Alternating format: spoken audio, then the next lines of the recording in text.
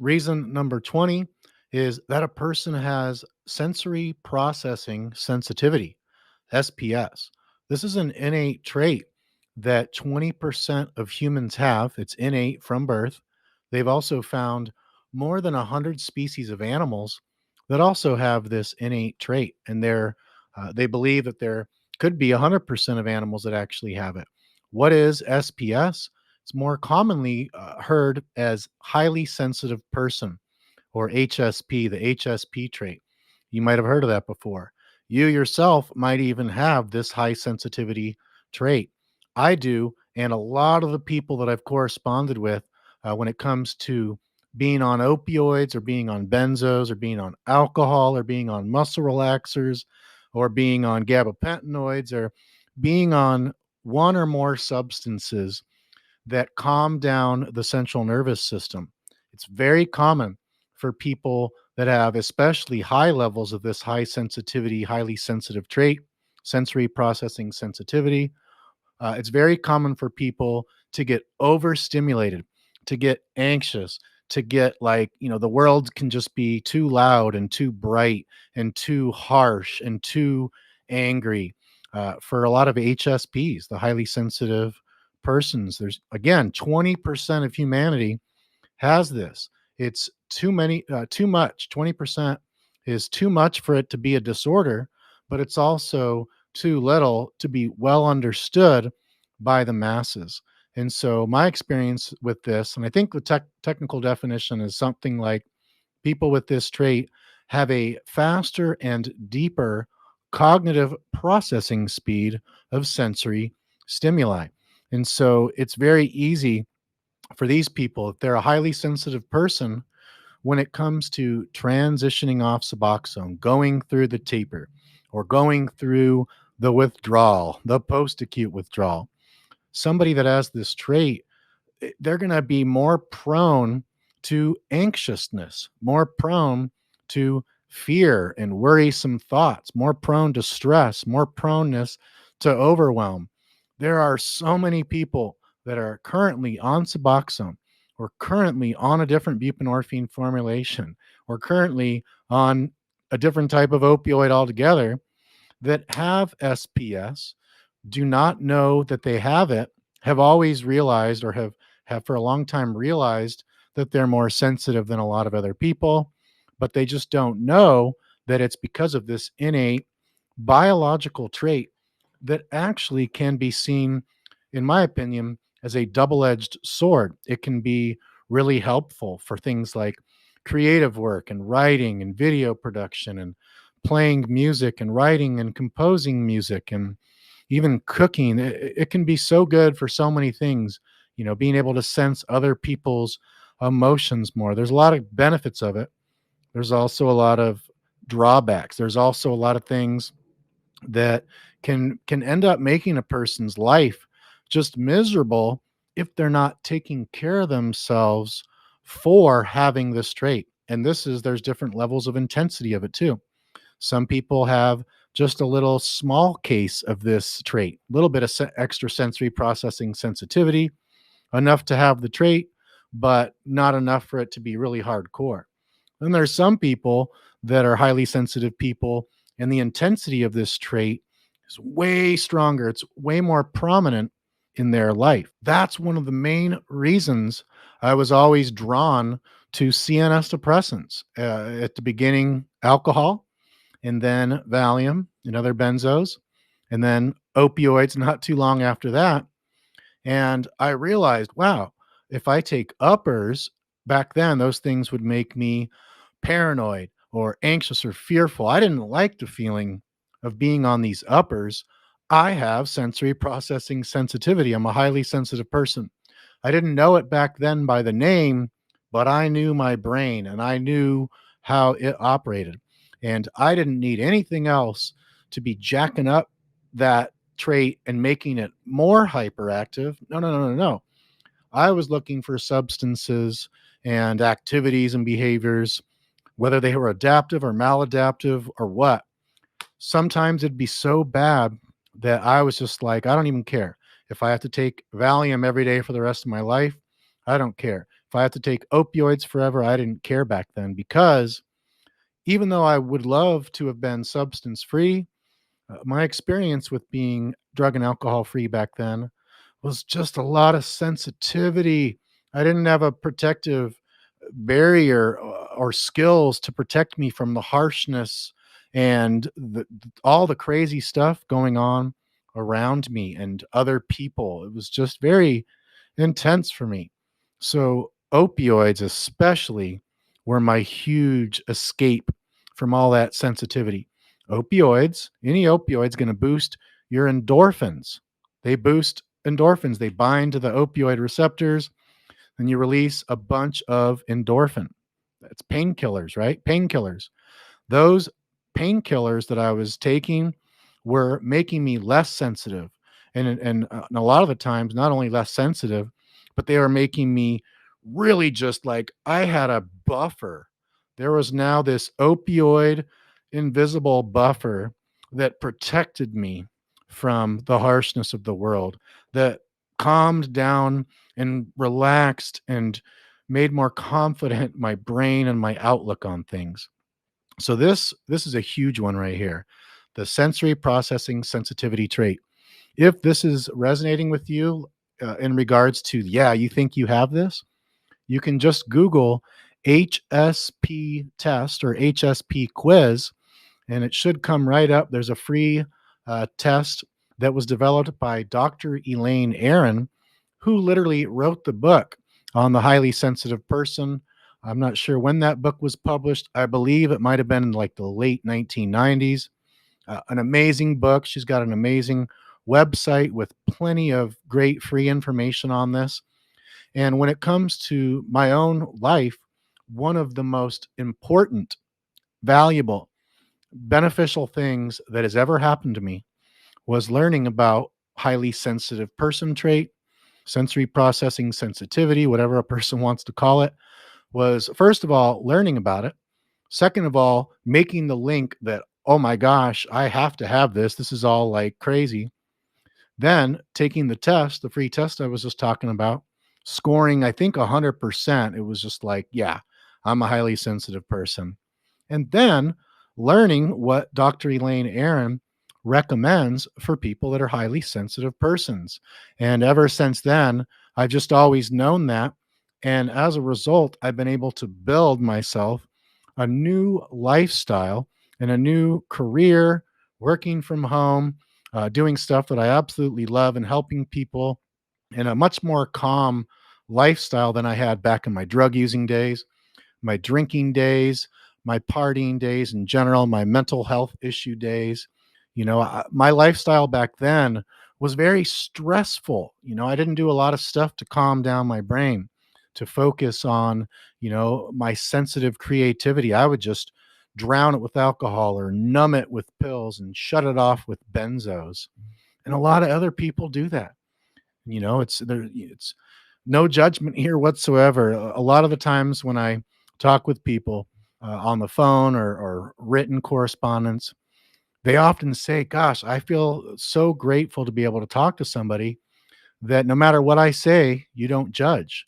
There's just tons of unconditional love, compassion, acceptance, because all the stuff that I did in my past, there has rarely been a person that I've talked to that did more fucked up shit than I did over that span of almost 20 years of doing all the substance going down that path. And so I get it. I know what it's like.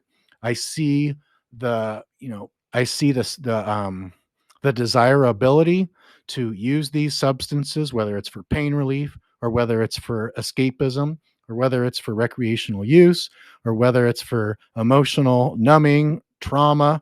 I get it. I've used dozens of different drugs, maybe 2 dozen drugs, somewhere around there, most likely. And I've used substances for a lot of different reasons. And so I get it. I get it. Reason number 21 is when somebody ranks high in the trait called neuroticism on the Big Five personality test.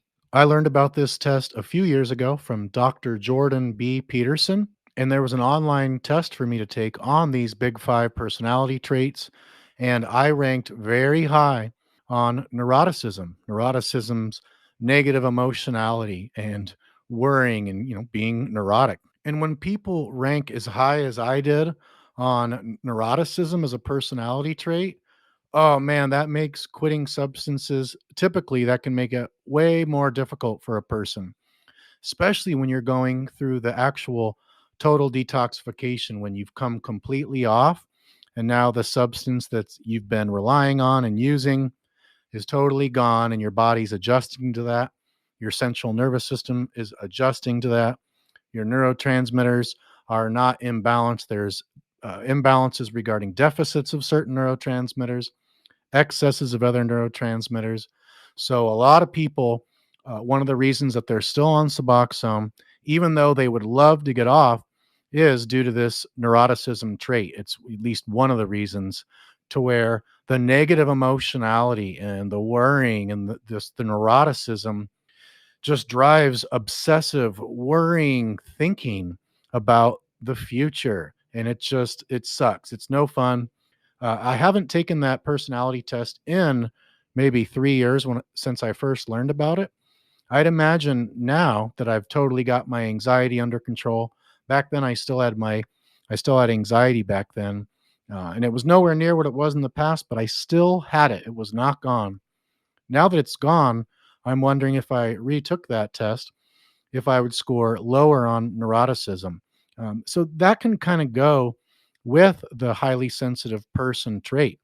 Think about it. If you have a faster and a deeper cognitive processing of sensory stimuli, and you're in a very stressful environment and life situation, that alone can make a person more neurotic. And then when you couple the highly sensitive person trait with high levels of neuroticism trait, then that can be a double whammy for some people that can make it more difficult to actually come off Suboxone successfully. So none of these things are total determinants as to, oh, if you have this trait, you can't get off this drug or this medicine.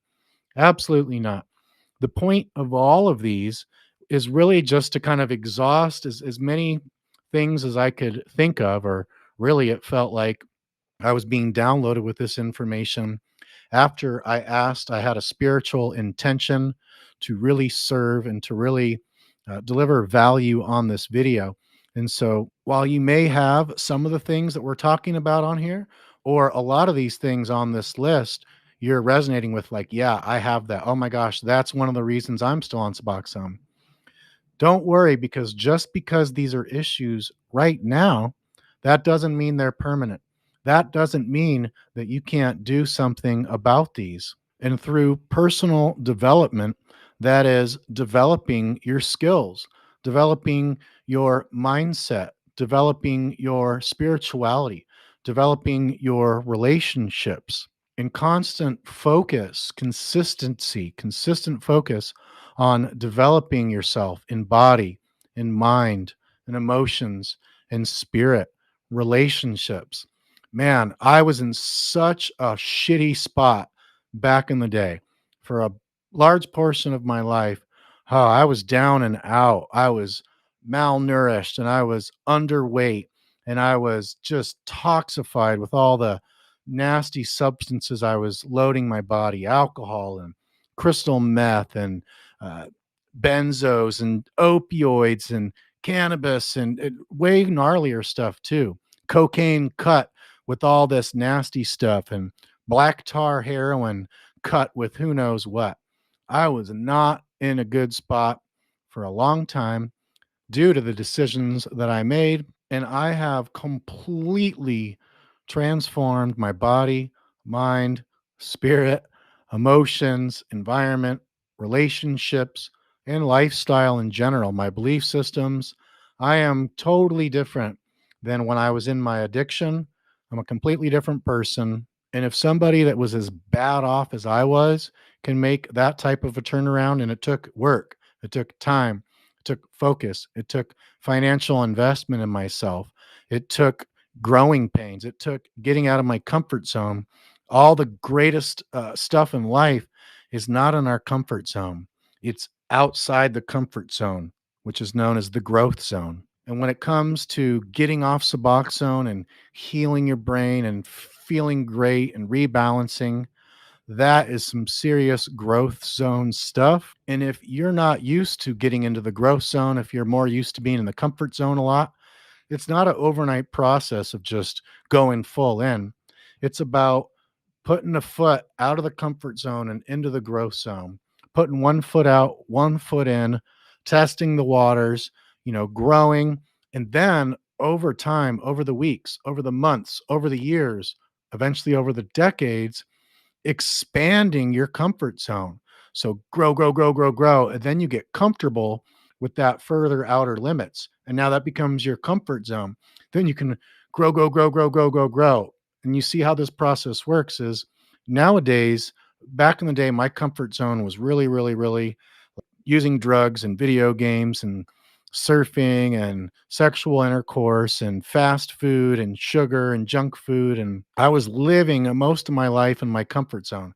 You had to push me into my growth zone. You had to get leverage on me. There had to be negative consequences, it, sufficient ones, if I was going to get into the growth zone. I loved my little comfort bubble. But now my comfort zone is so much bigger that a lot of things that would have made me very fearful, very uncomfortable back then, now they're very comfortable for me. So I'm always trying to expand my comfort zone and make it bigger and bigger and bigger, and then continuing to go out in the growth zone. One foot in the growth zone, one foot in the comfort zone. Sometimes you go both feet out and you just really got to do it. Reason number 22 is when a person's basal ganglia in their brain has become powerfully wired and conditioned for the habit of taking Suboxone daily. So, again, on video one, we talked about how Suboxone affects the brain, how it binds to opioid receptors, and then how, from a state of neuronal adaptation, aka physiological or physical buprenorphine dependence, now your neurons only function normally once you have a specific amount of the buprenorphine in your opioids in your blood. So, another aspect of this is that there's an area of our brain called the basal ganglia, and that is where the habit loop is wired. It's an unconscious part of the brain, and this can really condition us. When a habit is wired powerfully in the basal ganglia, that's where all the habits are wired. Then not only are you fighting with, the withdrawal symptoms of tapering below your threshold spot, the withdrawal symptoms from a cold turkey detox for the people that do that, the physiological responses going on in post acute withdrawal. But then on top of all those things, that part of our brain, the basal ganglia, really, really is conditioned. There's a strong neural pathway and wiring just for the habit of simply taking Suboxone on a regular basis. A lot of people have told me that it's such a habit. Like if on one day they're not feeling too energized and they're just feeling kind of funky, automatically they won't even really think about it. They'll just notice, or they won't notice. They'll go for more Suboxone. They'll take a little bit extra.